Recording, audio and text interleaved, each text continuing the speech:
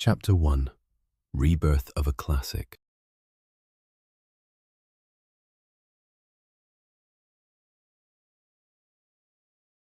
Final Fantasy VII Remake was released in 2020 by Square Enix, with development led by a team shaped by veterans of the Final Fantasy series and directed by Tetsuya Nomura, with Kazushige Nojima returning as scenario writer and Yoshinori Kitase serving as producer. It reimagined the beloved 1997 role-playing classic for a modern audience, expanding a portion of the original story into a larger, more cinematic journey. The result was not only a return to a famous world, but also a meditation on memory, fate, and the weight of repeating history. The game opens in Midgar, a vast industrial city built on layered steel plates above a slum-scarred underworld. Midgar exists under the rule of Shinra Electric Power Company, a corporate empire that drains the planet's life force, called Mako, and converts it into energy. In this world, ancient ecology and industrial greed stand in direct conflict. The people living beneath the plates breathe polluted air, while those above enjoy wealth, order, and distance from the damage done below. At the center of the story is Cloud Strife, a mercenary with spiky blonde hair, cold confidence, and a sword too large for ordinary battle. He joins Avalanche, an underground resistance group fighting Shinra's Mako reactors. At first, Cloud appears detached, interested only in the payment promised for his services. Yet beneath his guarded expression lies an identity fractured by trauma, memory, and a past he does not fully understand. Avalanche is introduced as a small cell led by Barrett Wallace, a fierce and emotional fighter who believes Shinra must be stopped at any cost.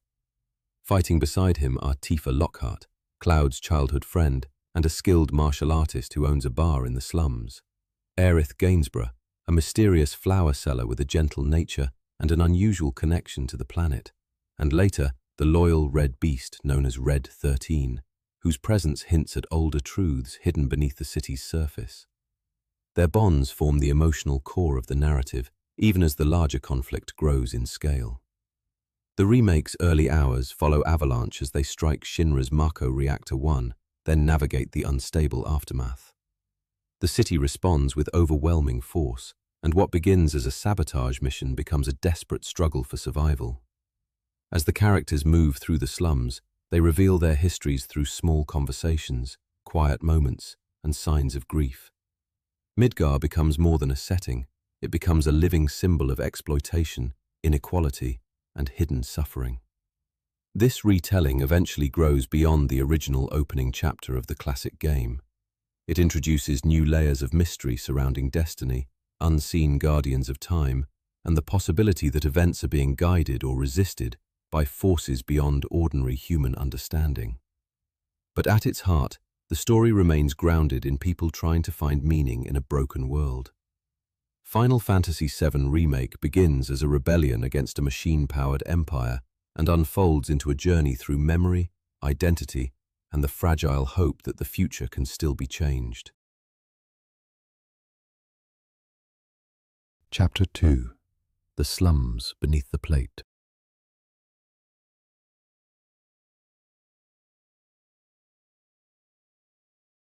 Midgar's Undercity is where the human cost of Shinra's world becomes visible. The slums are crowded, improvised, and fragile, built in the shadow of a system that has turned the sky into a privilege. Children play in alleys between rusted pipes and broken signs. Market stalls cluster around narrow roads. Flowers grow where they should not, as if life itself is trying to force its way through the cracks of a machine-built world. After the reactor bombing mission, Cloud makes his way back to the slums and becomes more entangled with Avalanche. He is drawn, reluctantly at first, into their community. Barrett's anger is more than personal hatred. It is the rage of a man who has seen his home poisoned and his future narrowed by Shinra's choices. His daughter, Marlene, remains a source of tenderness that softens his otherwise explosive demeanor. Through her, and through his fierce devotion to Avalanche, Barrett is revealed as a leader driven by both love and vengeance. Tifa stands at the emotional center of the neighborhood. She runs Seventh Heaven, her bar hidden beneath the plate, and acts as a bridge between the resistance and the people who simply want to survive. Her connection to Cloud is shaped by childhood memories from the village of Nibelheim, though Cloud's own recollection of those days is strangely incomplete and unreliable. Tifa senses that he has returned changed, or perhaps not fully returned at all. That uncertainty gives their relationship a quiet tension, because she recognizes pieces of the boy she knew, but cannot fully trust the image he presents now. Aerith enters the story as a flower seller, seemingly ordinary at first, yet her presence immediately sets her apart. She moves through the slums with calm confidence and an almost otherworldly awareness. The flowers she protects are symbols of beauty surviving in harsh conditions, and her first encounters with Cloud reveal an uncanny familiarity. She teases him, tests him, and appears to know more than she says. Her home life is also shadowed by danger, as Shinra's reach extends even into the smallest corners of the slums. The remake spends time showing how ordinary people endure life beneath the plate. Shops, orphaned children, local gang conflicts, and everyday labor all define the social texture of the slums. These details matter because they deepen the stakes. Shinra's destruction is not abstract, it is personal, daily, and relentless. Even the promise of electricity comes at the expense of a planet slowly being drained. As Avalanche prepares for more operations, Cloud begins to be pulled between practical mercenary detachment and the genuine concern he develops for those around him.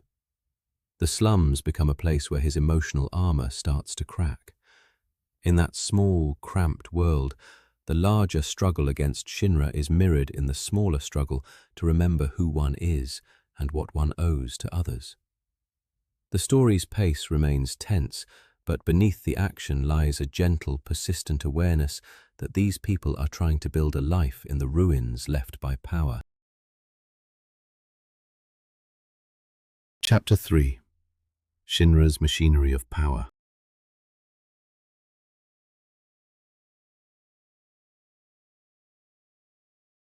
Shinra Electric Power Company is not simply an enemy faction. It is the structure that supports Midgar's entire world. The company presents itself as a provider of energy, security, and order, but its foundation is built on extraction. The planet's Mako is pumped from deep within the earth and refined into power for the city above. In doing so, Shinra treats the planet as a resource to be emptied, not a living world to be preserved. The company's leadership reflects different facets of this system. President Shinra rules with cold authority and public image. Scarlet oversees weapons development with theatrical cruelty. Heidegger commands military operations with a harsh bureaucratic pride. Reeve manages city planning and infrastructure, seeming more reserved and internally divided than the others. Alongside them stands Professor Hojo, the most unsettling of all, a scientist whose work reduces living beings to experiments, data, and instruments of corporate ambition. The remake uses this cast to show that Shinra is not powered by one villain alone, but by a whole network of obedience, greed, science without mercy, and militarized control. The Shinra building itself becomes an architectural symbol of this power, a monumental tower that rises above the city like a declaration of ownership. Inside, polished halls and high-tech labs conceal decisions that affect millions below. Cloud, Barrett, Tifa, and Aerith eventually come into direct conflict with Shinra's security forces and corporate machinery. Their struggle takes them beyond the slums and into the infrastructure that keeps Midgar alive. Along the way, they encounter the consequences of Shinra's experiments and ambitions in increasingly personal ways. The line between politics and horror begins to blur. Soldiers, robots, and laboratory creations all serve the same purpose: to enforce Shinra's rule and suppress opposition. One of the remake's most striking additions is the way it hints that history itself may be under pressure. Strange, spectral entities, often associated with the idea of fate or preserved outcomes, appear around moments when the story seems to resist change.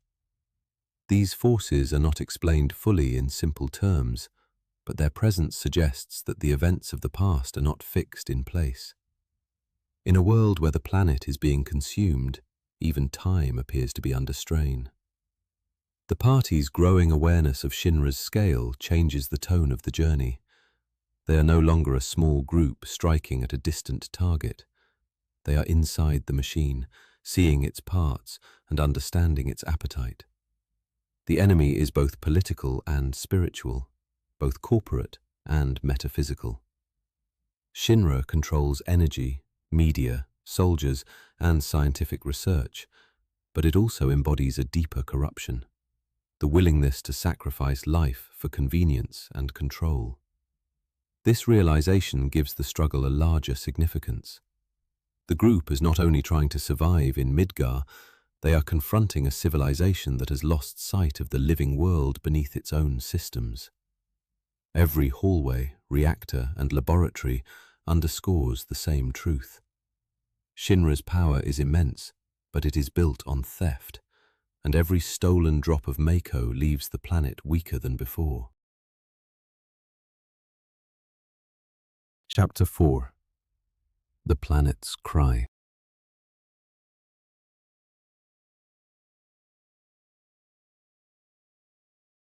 Beneath the conflict with Shinra lies a quieter, older presence, the planet itself. In Final Fantasy VII Remake, the world is not inert terrain, but a living organism under stress. Mako extraction is more than industrial drainage, it is a wound. The energy drawn from the earth is life taken from a vast natural cycle that has sustained existence for ages. The more Shinra takes, the more the planet suffers. This idea is made tangible through the whispers, ghost-like entities that seem to appear when events drift away from an expected path. They hover around key moments, intervening in ways that suggest a struggle to preserve a set course of history. Their meaning remains mysterious, but they give the remake a tone of fate pressing against human choice. They are unsettling because they are not easily assigned to one side. They are guardians of continuity, yet also a sign that continuity may be unnatural. Aerith is the character most clearly linked to this deeper awareness. Her connection to the planet grants her an intuitive understanding of things others cannot sense. She appears to hear the world in a way that is half prayer, half memory. Her flower imagery is not decorative alone. It reflects an older harmony that survives in fragments. She offers comfort, but there is always a trace of sadness around her, as if she can feel the planet's pain more directly than anyone else. Red 13, though less central in this chapter of the remake than in the later portions of the original story, reinforces this spiritual dimension. As a creature tied to ancient knowledge and instinct, he represents a link between modern ruin and a far older planetary wisdom. His presence reminds the group that the world's history stretches far beyond Midgar's steel walls. Cloud's own role in this broader struggle is uncertain at first. He is strong, effective, and outwardly self-possessed, but he does not fully understand himself. His personality often seems assembled from fragments of confidence and borrowed identity. This inner instability makes him particularly vulnerable to the story's metaphysical elements, because he cannot always tell which memories are real and which have been shaped by trauma or suggestion. Barrett, by contrast, believes deeply in direct action. He sees the damage with painful clarity and wants immediate resistance.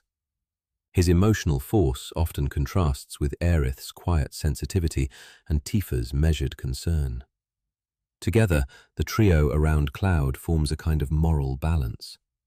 Barrett brings urgency, Tifa brings memory and compassion, and Aerith brings spiritual insight. The planet's cry in the remake is not expressed as a single speech or revelation. It is felt in the air of the slums, in the flickering lights of the reactors, in the unnatural power drawn from deep underground, and in the unsettling presence of forces that seem to remember a different order of things. The story suggests that nature itself is resisting erasure. This resistance is not always dramatic. Sometimes it is as small as a flower growing through ash, or as strange as a shadow that refuses to stay still. In a world threatened by extraction and manipulation, even those small signs matter. Chapter 5. A slow bond between strangers.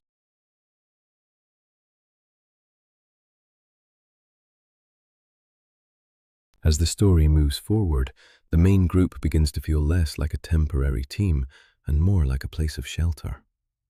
Their bond is not built through grand speeches or easy promises. It grows through danger, disagreement, concern, and repeated moments of trust. Final Fantasy VII Remake gives these relationships room to develop, and that space allows the emotional weight of the story to reach beyond the conflict with Shinra. Cloud's connection with Tifa is especially complicated. She has known him since childhood, from a time before the mercenary image, before his confidence became something harder and less natural.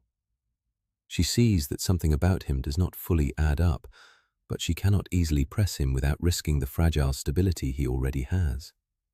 Their bond is shaped by affection, uncertainty, and the instability of memory. Tifa cares for him deeply, yet she also fears what may have happened to him and what may still be buried inside his mind. Aerith's relationship with Cloud grows in a different way. She is interested in him from the beginning, and he slowly becomes a source of attention, protection, and quiet companionship. Their conversations often feel light, but that lightness can hide something deeper. Aerith seems to notice things in Cloud that he does not notice in himself. Her warmth gives the journey a gentler rhythm, while her close connection to the planet draws her toward mysteries that reach far beyond ordinary human closeness. Barrett's place in the group is shaped by leadership and pressure. He is loud, impatient, and often uncompromising, but beneath that rough surface is a man carrying fear for his family and grief for the world he lives in. His tension with Cloud is not just simple distrust, it is the distance between a man driven by responsibility and a soldier who can seem emotionally detached. Over time, Barrett begins to rely on Cloud, even while continuing to challenge him. These character threads matter because Final Fantasy VII Remake is not only about blowing up a reactor or reaching the next target. It is about people finding each other in a city that feels like it is slowly falling apart. The slums, the hideouts, the train tracks, and the narrow streets all become places where relationships take shape. Even small moments, like helping residents or hearing local rumors, help Midgar feel like a place full of connected lives. The game also uses ordinary details to keep the larger story grounded. Meals are shared, children are protected, arguments rise over money, safety, and duty. These quiet moments create a contrast with the scale of Shinra's power and remind us of the value of a normal life among neighbors. The remake returns again and again to the idea that a world is defended not only by fighters, but by memory, care, and belonging.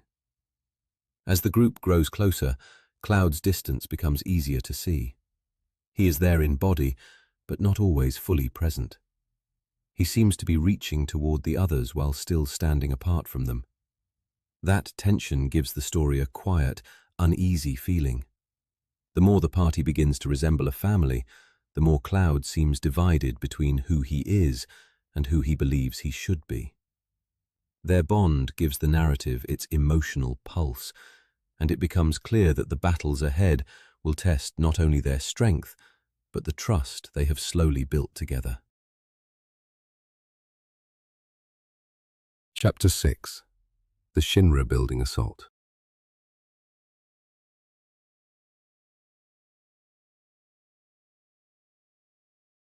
The Shinra building sequence stands as the climax of the Midgar portion of the remake story, turning the resistance from an underground nuisance into a direct confrontation with the Empire at its core.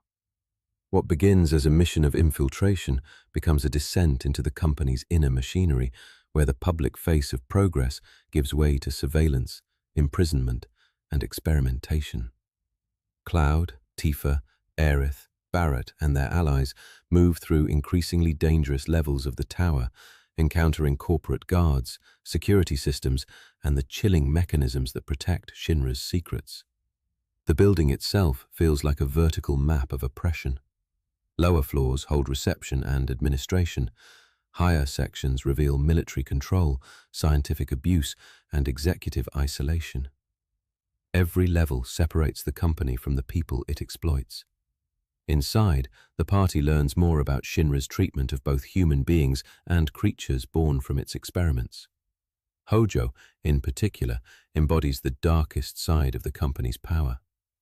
He treats living forms as material for analysis, obsessed with testing, categorizing, and controlling life itself.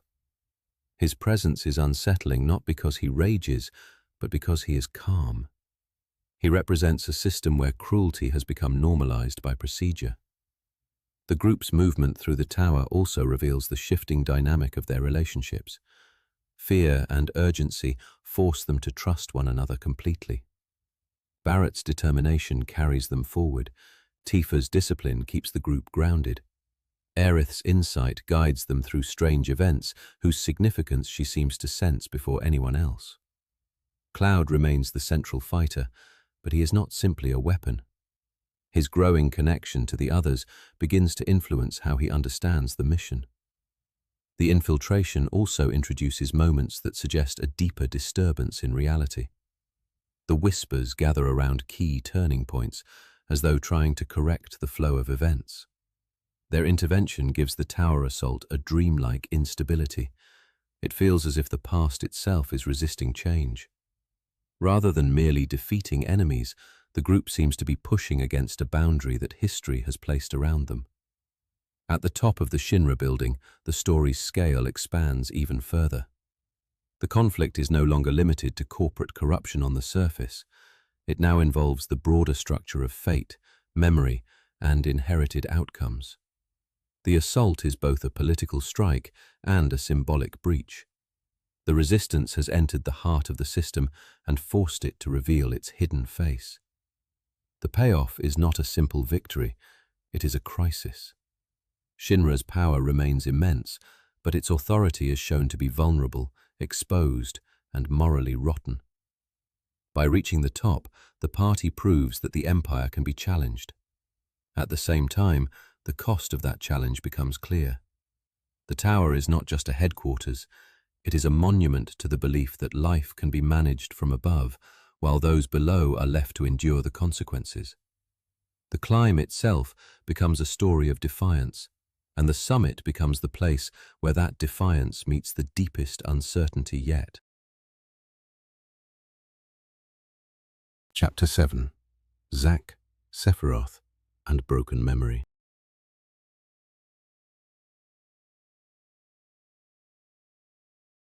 One of the most important parts of Final Fantasy VII Remake is the way it deepens the mystery around Cloud's identity and the figures tied to his past.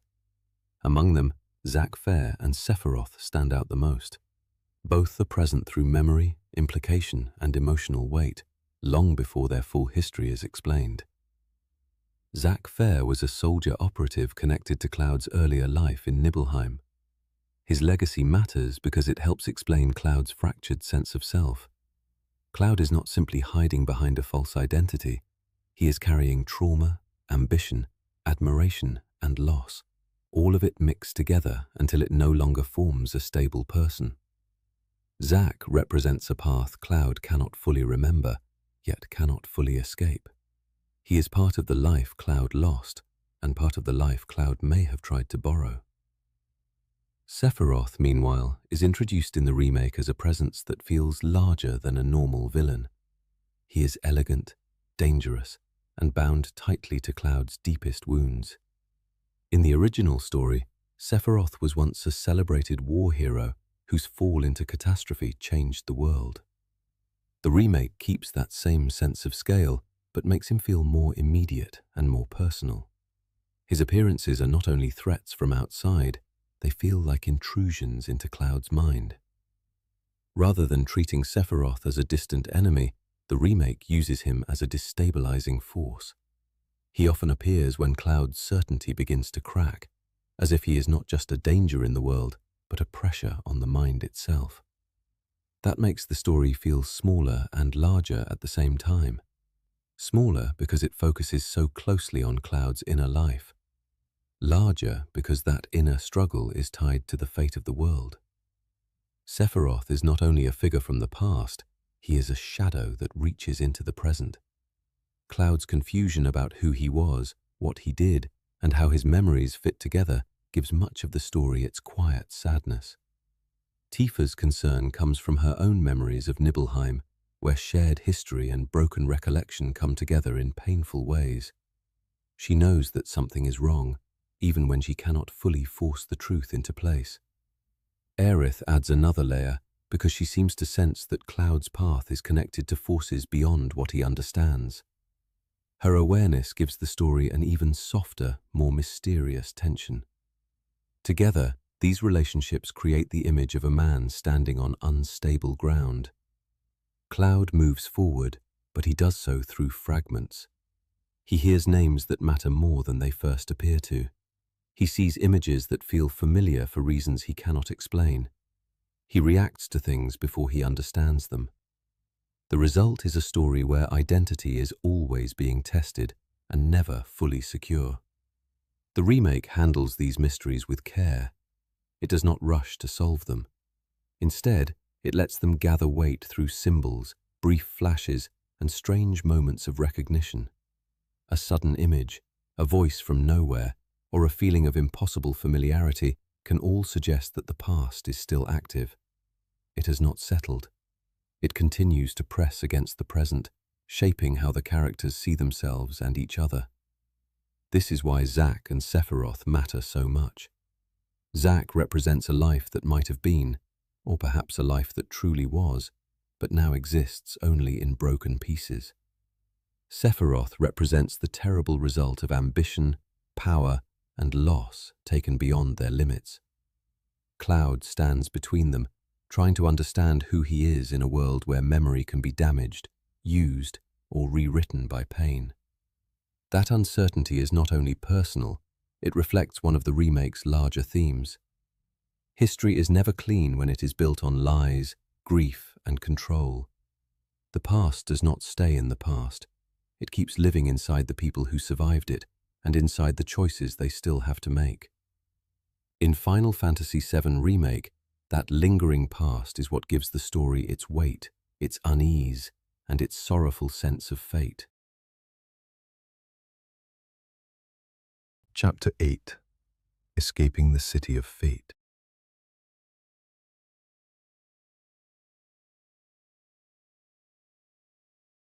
As the story moves toward its conclusion, Midgar itself becomes less like a backdrop and more like a sealed world resisting transformation.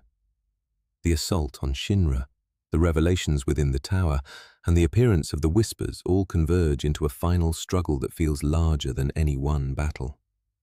The group is no longer simply fighting for survival or revenge. They are confronting the possibility that the future has been held in place by invisible hands.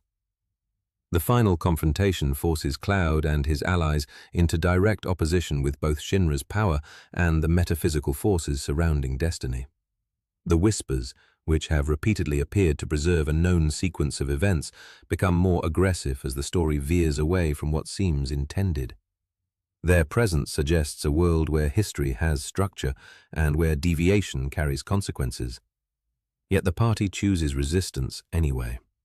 This choice matters because it transforms the ending from a simple escape into an act of uncertainty. The heroes leave the city not only after surviving its dangers, but after breaking through the boundaries that seem to govern them. The road ahead is no longer protected by the familiar shape of the original story. It opens into something wider, stranger, and less predictable. The emotional impact of this departure is strong because Midgar has been built up as a complete world in itself. The slums, the towers, the laboratories, The train tracks and the corporate power centers all contribute to a sense of enclosed pressure. To leave it is to step out of a machine. Yet the outside world is not portrayed as simple freedom. It is a vast unknown, carrying the burden of everything that has been awakened. Aerith's role in the ending deepens the sense that the story is moving toward an older destiny and a newer possibility at the same time. She understands more than she says, and her relationship to the planet gives the ending a reverent, melancholy tone. Tifa and Barrett, too, emerge from the Midgar arc with stronger bonds to Cloud and to each other, even though Cloud himself remains elusive, still piecing together his identity. The conclusion of the Midgar chapter is therefore both complete and open. It provides a satisfying arc of rebellion, revelation, and escape, while also signaling that the true conflict has only begun. Shinra remains in the world. Sephiroth's shadow has not lifted. Cloud's memory is still unstable, and the planet's wound is still open. Yet, the party has made a choice to move forward, rather than remain trapped inside a history defined by fear and control. That choice is the heart of the remake's ending. It is not certainty that carries the heroes onward, but resolve. In a city built on extraction, they choose connection. In a world shaped by fate, they choose motion. And in the face of a future that may resist them, they step out together into the unknown, carrying with them the fragile hope that the story can still change.